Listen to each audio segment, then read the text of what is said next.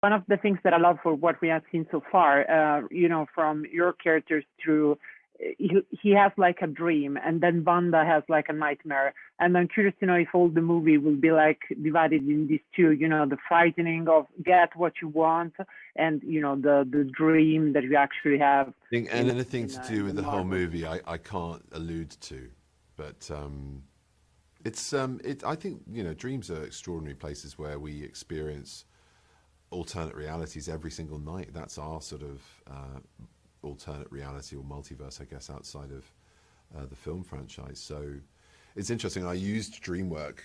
It's a very rich creative space to be, if you can just access your subconscious with the journal and then analysis to give you answers and help you with clues and ways to which to develop your character or solve a problem or relate to your character. It's a fascinating thing to do, which I started doing on The Power of the Dog and then did a little bit more of for this film as well. Potentially, yeah, actually. I think that is that's something that I hadn't thought of, but I do think there are elements of both within the story.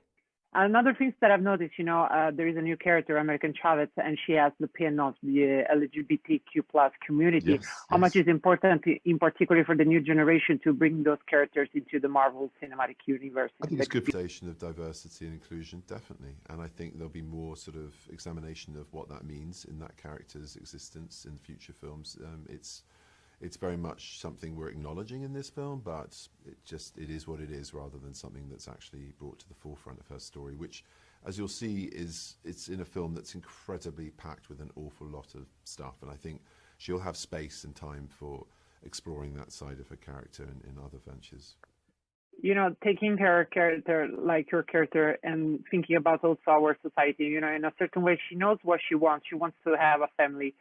But as we see in the trailer, she said, if I want something, I'll turn bad. I can be considered bad, like a witch. It's something that in our society we actually say, women that have like their idea, they're considered a witch. So in this sense, can we see a reflection of her, of this aspect in the movie? Well, in our society, not just in the movie. Yes. I mean, I do think you can know what you want and that be aligned with societal norms. And I think there are things that you want that maybe are not aligned. And I do think that's what creates drama. And what's fun about this film and playing her is I do think that she's very clear to point out other people's hypocrisy, which I find fun. And so because of that, kind of becomes a weapon for her.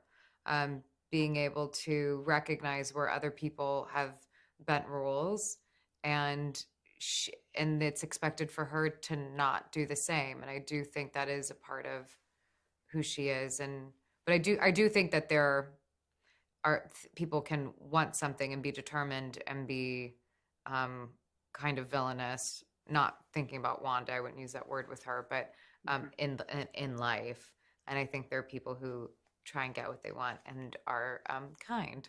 So I'd feel uncomfortable making that kind of generalization. But I'm really curious to know, since it's in the title, the multiverse, how much will be, I felt it's really more dark than what we have seen so far. So since from Endgame, it felt like an end of an era, for you, how much the multiverse will be, the new life that will give to the MCU? Exactly. Yeah. Well. Pointed out that I guess having finished with the end game, and this is in some ways like the rebirth of this, isn't it? And with WandaVision and No Way Home converging through to this movie, and obviously with the spells that happened, with just the reverberations of what that's happened. And the distortion that has had in these parallel universes, and this will be the outcome of what happens now, and what characters fall out of this.